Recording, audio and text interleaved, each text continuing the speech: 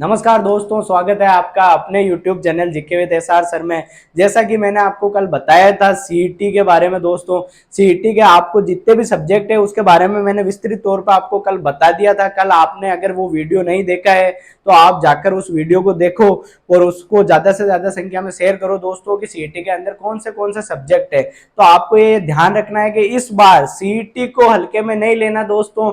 इस बार आर या पार की लड़ाई आपको लड़नी है। मैं आपको आज फिर विश्वास दिलाने के लिए यहाँ पे आया हूँ और आपको आज मैं भारतीय राज्य व्यवस्था यानी इंडियन पॉलिटी का विस्तृत सिलेबस आपको समझाऊंगा।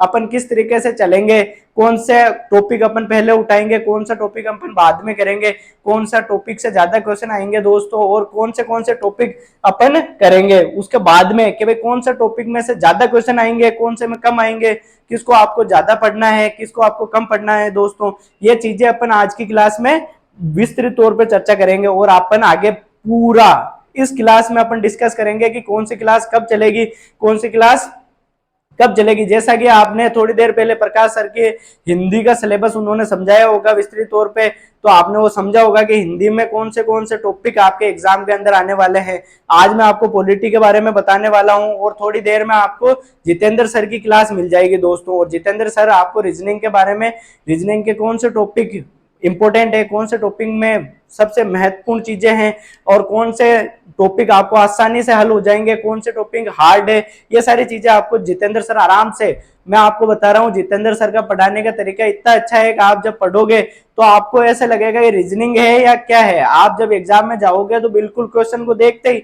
आप रीजनिंग को हल करोगे। और दोस्तों मैं फिर बता रहा हूँ, इस बार सीटी को हल्के में नहीं लेना है, इस बार आर या पार की लड़ाई लड़नी है आपको। और आइए जानते हैं आपकी अपनी पॉलिटी भारतीय राज व्यवस्था के बारे में दोस्तों। और भारतीय राज व्यवस्था में दोस्तों अपन सबसे पहले अपन कौन से टॉपिक की शुरुआत करेंगे दोस्तों, भारतीय संविधान के दार्शनिक तत्व के बारे में जानेंगे दोस्तों कि भारतीय संविधान का विकास कैसे हुआ, भारतीय संविधान में शुरुआत में कौन सी बाधाएं है इस संविधान को निर्माण करने में, अंग्रेजों ने क्या क्या भारतीयों के लिए लालच दिखाए, भारत को क्रिप्स मिशन में क्या क्या भारतीयों को लालच दिखाया, कॉन्स्टिट्यूशन मोनार्की क्या होती है, डोमिनियन स्टेटस क्या होता है, ये सारी चीजें अपन विस्तृत तौर पे दोस्तों क्लास के अंदर जानेंगे। उसके बाद में अपन देखेंगे कि भाई संविधान सभा, जब अंग्रेजों ने कैबिनेट मिशन के तहत संविधान सभा का गठन किया गया था तो संविधान सभा में कौन से प्रांत में कितने सदस्य थे, उनका क्या क्या नाम था, वो कौन सी रियासतों से, रियासतों में कितने थे और प्रांतों से कितने थे, ये सारे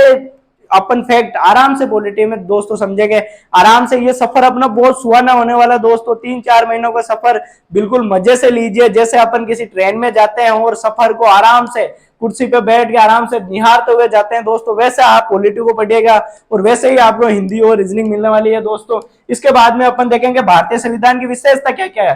देखो दुनिया के संविधान में जैसे अमेरिका का ले लो, ब्रिटिश का ब्रिटेन का ले लो और भारत का संविधान ले लो या और किसी देश का कनाडा का, तो अपने भारतीय संविधान की क्या क्या विशेषता देखो तो भारत का संविधान सबसे बड़ा विस्तृत लिखित संविधान है दोस्तों। जैसा कि अमेरिका का संविधान सबसे पहला लिखित संविधान है और भारत का सबसे बड़ा लिखित संविधान है और ब्रिटेन का ये लिखित संविधान है दोस्तों। मतलब ब्रिटेन में अगर सरकारें चलती है तो ब्रिटेन के अंदर उनकी संसद में बिल आते हैं दोस्तों, बिल के माध्यम से सरकारें चलती है। जैसे अपने भारत में कोई सा भी बिल आया तो बिलों के माध्यम से सरकार चलती है। जैसे विधायिका ने विधि बनाई तो उसके बाद में आप विधियों के द्वारा शासन संचालन कर कहां पे होता है दोस्तों, ब्रिटेन के अंदर। ब्रिटेन को पता है कि अपने ऊपर लगभग 200 वर्ष तक अपने ऊपर शासन किया था ब्रिटेन ने, तो अपने 19 से ज्यादातर अपन ने कॉपी करा है। संविधान में भी अपन ने भी संसदीय प्रणाली अपनाई है और वहां पे संसदीय प्रणाली अपनाई है।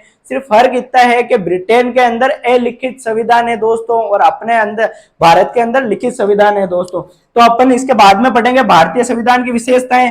उसके बाद में संवैधानिक संशोधन के भारत में संविधान को संशोधन करने की क्या जरूरत पड़ी दोस्तों, क्योंकि संविधान क्या अपने जितने भी विद्वान लोगों ने बैठ के संविधान बनाया तो क्या उन्होंने कोई कमी रखी? नहीं दोस्तों, क्यों भारत के जब भारत आगे बढ़ा अपने विकासिक कार्यों में विकसित होने की ओर बढ़ रहा है भारत, तो भारत में जो भारतीय उस समय में जो वो सोच रखते थे और वो वर्तमान की सोच को किस तरह से रिप्लेस कर पाएंगे दोस्तों। अगर आप रिप्लेस आपने कर दिया तो बहुत ज्यादा आपको बेनिफिट मिलेगा। इस कारण से संविधान संशोधन हुए दोस्तों, बहुत ज्यादा संविधान संशोधन हुए। सबसे ज्यादा कौन सा बड़ा संविधान और विस्तृत संशोधन था? 42 संविधान संशोधन सबसे बड़ा था और वही सबसे ज्यादा संविधान संशोधन वापस किसने हटाए, तो 44वें संविधान संशोधन में वापस जो 42वें में संशोधन किए गए थे उनको वापस हटाए गए थे दोस्तों। तो अपन इस बारे में पूरा एक पहले संविधान संशोधन से लेकर वर्तमान में जहां तक अभी तक भारत में सरकारें चल रही है, जितने संविधान संशोधन हुए हैं उसके बारे में अपन विस्तृत तौर पर पढ़ेंगे दोस्तों। इसके बाद में अपन पढ़ेंगे उद्देशिका कि भाई अपने संविधान में जब संविधान का निर्माण हो रखा था तो जवाहरलाल नेहरू ने उद्देशिका प्रस्ताव रखा था। उद्देशिका में क्या क्या थी, अपने प्रियम्बल क्या है उद्देशिका में, प्रियम्बल के अपन एक एक दार्शनिक तत्वों के बारे में बात करेंगे कि कौन सा शब्द कब जुड़ा, कौन से संविधान संशोधन के तहत कौन सा शब्द जुड़ा, ये सारी चीजें अपन विस्तृत तौर पे एक एक पॉइंट दोस्तों विस्तृत के साथ में। तो अपन इस सफर में आराम से आनंदमय तरीके से आप देखते रहिए और हमारे साथ जुड़िए दोस्तों। मैं आपको एश्योर करता हूं, मैं आपको बताता हूं कि हम बहुत आगे जाएंगे दोस्तों। और एग्जाम यही नहीं, ये सिलेबस दोस्तों आरएस प्री, जो कि ये सीटी के आरएस प्री तक का आपका पॉलिटी का सिलेबस कवर कराऊंगा दोस्तों मैं। आप सिर्फ पढ़ते रहिए, बिल्कुल आप एकदम सही। और आपके माता पिता का सपना आपको पूरा करना है दोस्तों, और उसके लिए आपको कड़ी मेहनत लगन के साथ में पढ़ना होगा दोस्तों।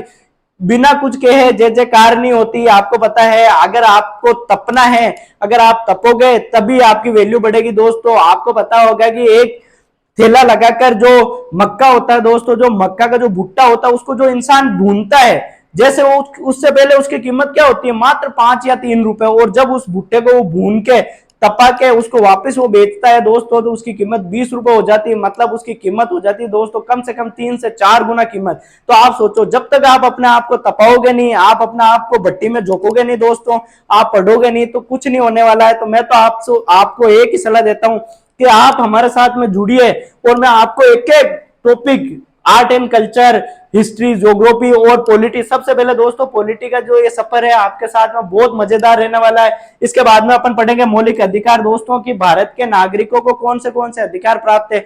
आप लोगों को आज तक ये नहीं पता होगा कि आपके राइट क्या है। आप भारत में रहते हो तो आपको किस किस चीजों का अधिकार है। अगर आप किसी भी होटल में जाते हो तो क्या आपको, अगर कोई भी प्राइवेट होटल है, आप बाहर से निकल रहे हो, आपको क्या किसी चीज की जरूरत पड़ी, आपको वॉशरूम यूज करना है, तो क्या आपको वो अधिकार है या नहीं है।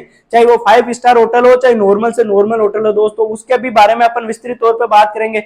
बच्चों के क्या अधिकार है, महिलाओं के क्या अधिकार है, बूढ़ों बुजुर्गों के क्या अधिकार है, राज्यों के क्या अधिकार है, कि भी राज्य व्यक्तियों के साथ में किस किस तरीके से विभेद नहीं कर सकता, या आपको जो भी राइट दे रखे हैं उनके माध्यम से आपको कहाँ कहाँ रीजनेबल रेस्ट्रिक्शंस है दोस्तों, और ये युक्ति युक्त प्रतिबंध कहते हैं जिसे, ये सारे आपको कौन से हैं। आपको अभिव्यक्ति की आजादी है या नहीं है, आपको क्या क्या कहाँ पे आपको नींद लेने का अधिकार है या नहीं है, कौन से वाद में कौन से संविधानों को चैलेंज किया गया है, अपन ये विस्तृत तौर पर पढ़ेंगे दोस्तों। इसके बाद में राज्य के नीति निर्देशक तत्वों को जोड़ा गया था दोस्तों। इसके अंदर क्या है कि नीति निर्देशक तत्व आपको आराम से पढ़ने हैं। उसके बाद में आपको राज्य को क्या क्या करना है, कि जैसे पंचायती राज की व्यवस्था करनी है, आपको फ्री एजुकेशन देना है, फ्री हेल्थ देनी है, तो इनके लिए राज्य क्या क्या उपबंध कर रहा है।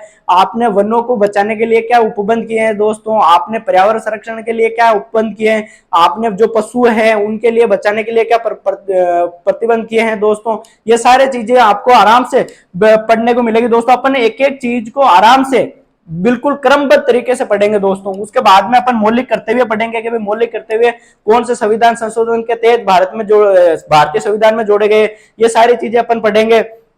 जो कौन से देश से मौलिक कर्तव्य लिए गए ये भी पढ़ेंगे। भारत के राष्ट्रपति के बारे में अपन जानेंगे कि भारत का राष्ट्रपति देश का सर्वोच्च नागरिक होता है। भारत के राष्ट्रपति के पास में कौन सी शक्तियां हैं, भारत के राष्ट्रपति के पास में उन भारतीय राष्ट्रपति की क्या क्या विशेषताएं हैं, भारत का राष्ट्रपति और अमेरिका के राष्ट्रपति में क्या क्या विभिन्नता है, भारत के राष्ट्रपति को किस तरीके से मंत्रिपरिषद सलाह देती है दोस्तों, उसके अकॉर्डिंग भारत का प्रधानमंत्री कार्य करता है। ये सारी चीजें अपन पढ़ेंगे। और उसके बाद में उपराष्ट्रपति के बारे में पढ़ेंगे कि भाई उपराष्ट्रपति के मुख्य कार्य क्या है। उपराष्ट्रपति राज्यसभा का पदेन सभापति होता है। यह आपको पता है कि पदेन सभापति क्यों होता है दोस्तों।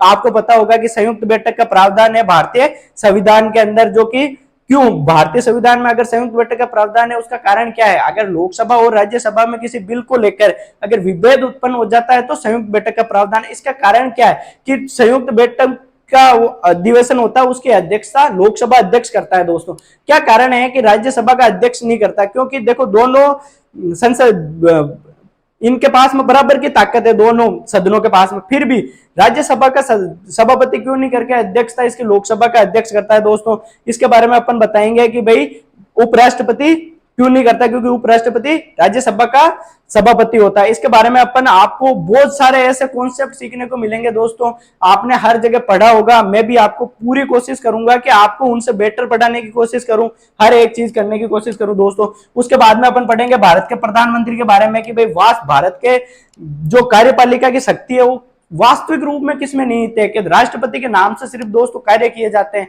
बाकी जितने भी कार्य करते हैं वो प्रधानमंत्री करते हैं। प्रधानमंत्री व उसकी मंत्रिपरिषद सामूहिक रूप से कार्य करती है। उसके बाद में अपन संघीय मंत्रिपरिषद के बारे में बात करेंगे कि संघीय मंत्रिपरिषद में मंत्रियों के कौन से अनुच्छेद के तहत उनका वो प्रधानमंत्री राष्ट्रपति को सलाह देकर उनका चयन करता है, और वो किन के प्रसाद पर्यंत पद पर बने रहते हैं। मंत्री क्या मंत्री लोकसभा के प्रति उत्तरदायी होते हैं, राष्ट्रपति के उत्तरदायी होते हैं? क्या एक मंत्री प्रधानमंत्री के प्रति उत्तरदायी होता है, लोकसभा के प्रति उत्तरदायी होता है, राष्ट्रपति के उत्तरदायी होता है? दोस्तों ये सारी चीजें भी अपन बात करेंगे। उसके बाद में संसदीय शासन के बारे में बात करेंगे कि भाई भारत का संसदीय शासन कैसा है और विदेशों का संसदीय शासन कैसा है, भारतीय संसद में कौन सी विशेषताएं हैं दोस्तों, भारतीय संसद में अपन और क्या क्या, राज्यसभा है, लोकसभा है, कि भाई इन दोनों सदनों की अलग अलग विशेषता, कि भाई लोकसभा का क्या काम है, राज्यसभा का क्या काम है, इनके सदस्यों का निर्वाचन कैसे होता है, राज्यसभा को कैसे होता है, ये इनके अपन एक एक चीज के बारे में दोस्तों विस्तृत तौर पर जानेंगे दोस्तों। संसद के बारे में अपन ने बता दिया। उसके बाद में सर्वोच्च न्यायालय के बारे में जानेंगे कि भाई सर्वोच्च न्यायालय का मुख्य कार्य क्या है। अगर संसद ने ऐसी कोई विधि बनाई जो जन सामान्य के हित में नहीं है, वो लोक कल्याणकारी हित को प्रभावित करती है या मौलिक कर्तव्य के मूल ढांचे को प्रभावित करती है, तो उसको सुप्रीम कोर्ट उस संविधान संशोधन को, उस विधि को ही निरस्त कर सकता है दोस्तों। भारत में न्यायपालिका, कार्यपालिका और विधायिका, इन तीनों की शक्तियों में संतुलन बिठाने के लिए भारतीय संविधान में ऐसे बहुत सारे उपबंध किए गए हैं। अपन भारत सर्वोच्च न्यायालय के बारे में, इनके जजों की नियुक्ति कैसे होती है, इनमें क्या जज बनने के लिए क्या क्राइटेरिया होता है, भाई हाई कोर्ट का जज से सुप्रीम कोर्ट में जाने के लिए क्या क्या आपको क्वालिफिकेशन होनी चाहिए, इसके बारे में अपन विस्तृत तौर पर बात करेंगे दोस्तों। संघ लोक सेवा आयोग की स्थापना के मुख्य कारण क्या है, संघ लोक सेवा आयोग यूपीएससी की स्थापना कौन से अनुच्छेद के तहत होती है, इसके अंदर कितने सदस्य होते हैं, सदस्यों का कार्यकाल कितना होता है दोस्तों, इसके बारे में अपन बात करेंगे। निर्वाचन आयोग के बारे में बात करेंगे दोस्तों। निर्वाचन आयोग का मुख्य काम क्या है, वो कौन से चुनाव कंडक्ट करवाता है निर्वाचन आयोग। आचार संहिता क्या होती है, आचार संहिता का उल्लंघन क्या होता है दोस्तों। आचार संहिता भारत में कब से, कितने महीने पहले चुनाव से लगाई जाती है। आदर्श आचार संहिता में क्या क्या नियम होते हैं, क्या क्या नियमों का उल्लंघन आप नहीं कर सकते, किन किन सरकारी मशीनरियों का आप उपयोग कर सकते हैं, इन सब के बारे में अपन विस्तृत तौर के बात करेंगे दोस्तों। नियंत्रक एवं महालेखा परीक्षक के बारे में बात करेंगे दोस्तों कि नियंत्रक एवं महालेखा परीक्षक कौन से भारतीय सरकार के कार्य करता है दोस्तों। ये सारी चीजें अपन विस्तृत तौर पे पढ़ने वाले हैं दोस्तों। आज अपन ने सिलेबस डिस्कशन करा है, आगे आपको कल से प्रॉपर पहले टॉपिक से आपको भारतीय संविधान के दार्शनिक तत्व, संविधान सभा का गठन क्या हुआ, कैसे हुआ, इसके बारे में आपको विस्तृत तौर पे क्लासें मिलने लग जाएगी दोस्तों। आपसे बस इतना ही निवेदन है कि आप हमारा साथ दो, हम आपको ऐसा कंटेंट प्रोवाइड करेंगे कि आपको राजस्थान में ऐसा कोई एग्जाम नहीं होगा जिसमें आप असफल हो, या राजस्थान ही नहीं पूरे भारत में आपको, कि भाई जहां जहां पॉलिटी पूछी जाती है, पॉलिटी से इससे जो कॉन्सेप्ट मैं आपको करवाऊंगा उससे बाहर आपको कुछ नहीं जाने वाला दोस्तों। जय हिंद, मिलते हैं अपन बहुत जल्द कल की क्लास में।